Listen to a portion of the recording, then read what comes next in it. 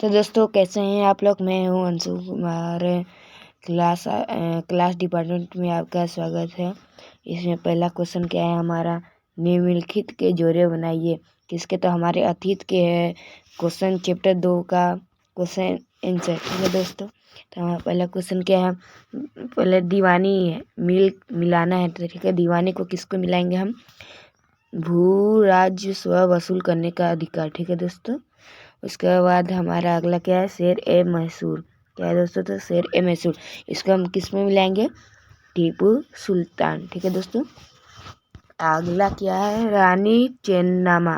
ठीक है, रानी चेन्नम्मा इसको हम मिलाएंगे, केतुर में अंग्रेज विरोधी आंदोलन का नेतृत्व किया। ठीक है दोस्तों, उसके बाद अगला क्वेश्चन क्या है, सिपाही। सिपाही को हम किसको मिलाएंगे दोस्तों, तो सिपाही को हो जाएगा हमारा सिपाही। ठीक है दोस्तों, उसके बाद अगला क्या, यह है हमारा लास्ट वारेन हेस्टिंग। तो इसको हम क्या मिलेंगे, भारत का पहला गवर्नर जनरल कौन था, तो वारेन हेस्टिंग था। ठीक है, तो हमारा दूसरा नंबर क्वेश्चन क्या है, रिक्त स्थानों को भरिए। हमारे रिक्त स्थानों को भरना है। तो क्या है, बंगाल पर अंग्रेजों की जीत डैश डैश की जंग से शुरू हुई थी। तो किसका होगा जीत, तो प्लासी की युद्ध से। बंगाल की अंग्रेजों की जीत हुई थी, तो किसकी, तो प्लासी का। उन सब ने प्लासी की युद्ध जीत कर बंगाल पर राज किया था। उसके बाद हमारा अगला क्वेश्चन क्या है, हैदर अली और टीपू सुल्तान डैश डैश के मैसूर के शासक थे। जो हैदर अली और टीपू सुल्तान थे, कहाँ के शासक थे, तो मैसूर के। ये हमारा हो गया।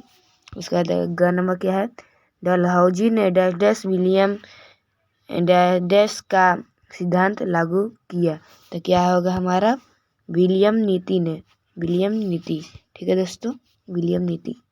घर नंबर क्या है दोस्तों, मराठा रिसायतों मुख्य रूप से भारत के डैश डैश भाग में स्थित है।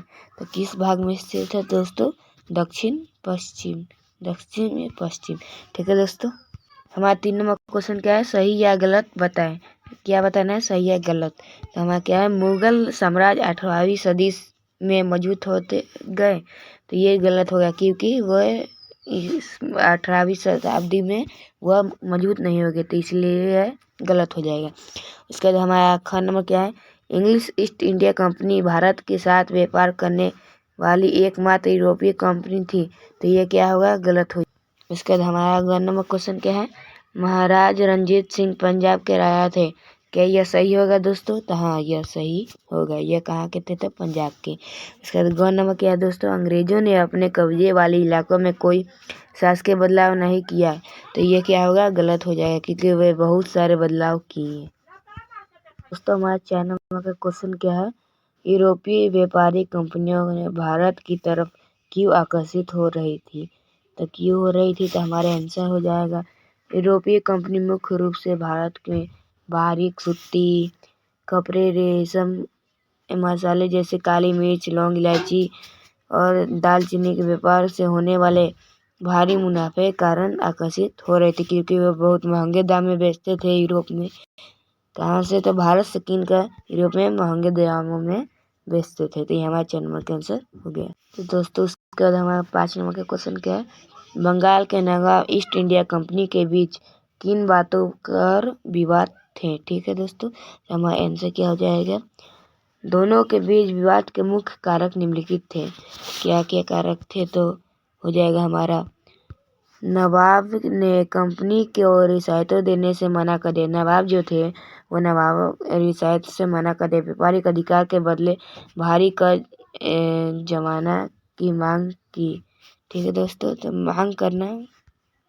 उसके बाद हमारा दूसरा पॉइंट क्या है दोस्तों, कंपनी के सिक्के डालने और अपनी किलाबंदी बढ़ाने में से रोका गया। ठीक है दोस्तों, उसके बाद आगे क्या है, ये हमारा तीसरा पॉइंट क्या है, नवाबों ने कंपनी पर टैक्स न चुकाने की आपत्तिजनक चिट्ठियां लिखने या आरोप लगाया, जबकि कंपनी का मानना था कि स्थानीय अधिकारियों की मांगों से उनका व्यापार तबाह हो रहा है।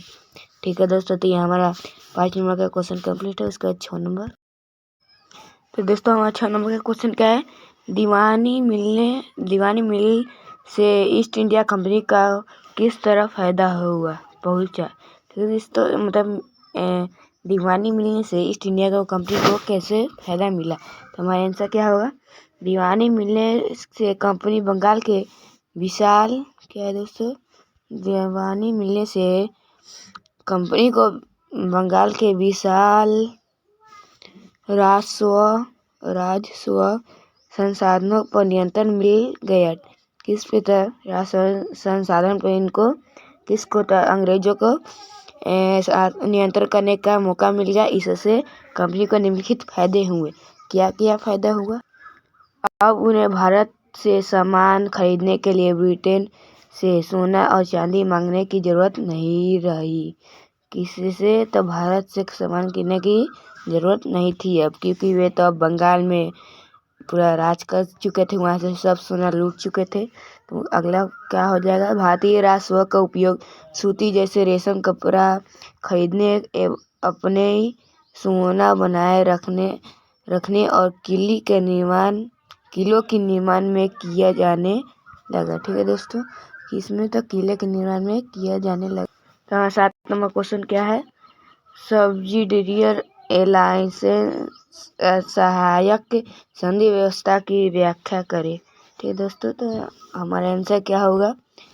लॉर्ड बैरजी द्वारा शुरू की गई व्यवस्था के मुख्य शर्तें थी। क्या क्या थी? भारतीय शासकों को अपनी स्वतंत्र सेना रखने की अनुमति नहीं थी। ठीक है दोस्तों, तो भारतीय सेना को अपनी शासकों की स्वतंत्र रखने की। दूसरा क्या है? शासकों कंपनी द्वारा रखी गई सोना सहायक सेना का खर्च उठाना पड़ता था।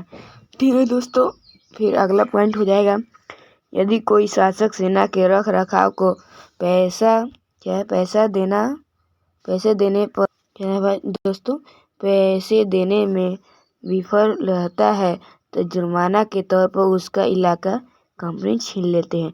जो पैसे नहीं देते उनके क्या छीन लेते हैं? तो कंपनी छीन लेते हैं। तो उसके बाद क्या होगा? जैसे अवध और हैदराबाद के साथ हुआ, तो हैदराबाद और अवध दोनों कंपनी छीन लिए।